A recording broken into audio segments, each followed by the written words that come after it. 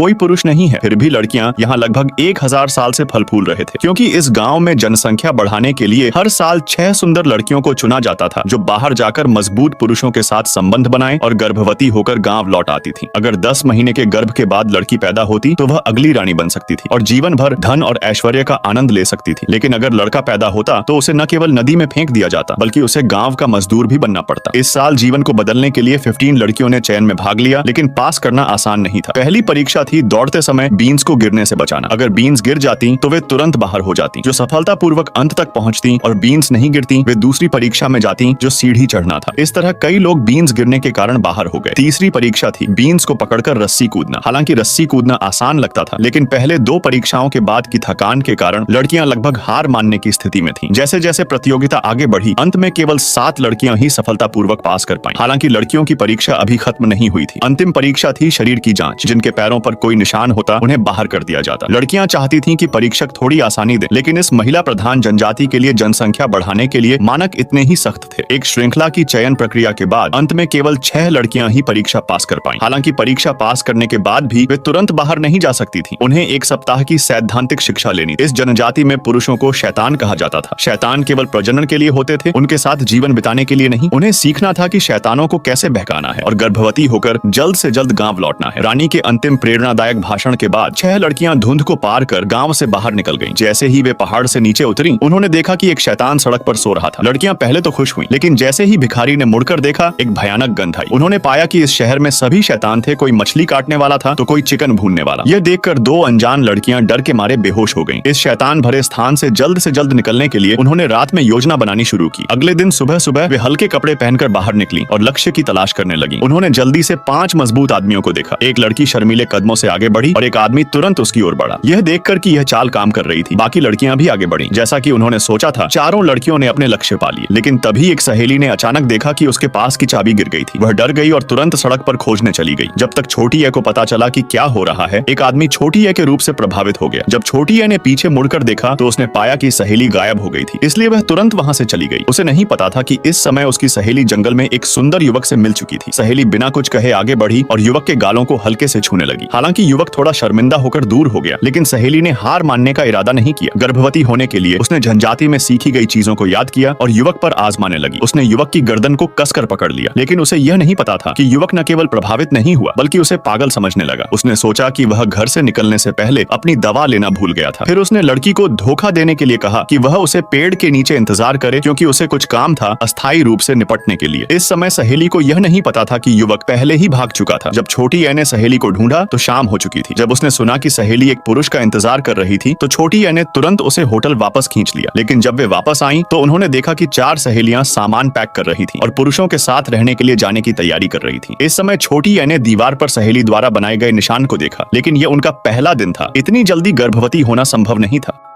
इस गांव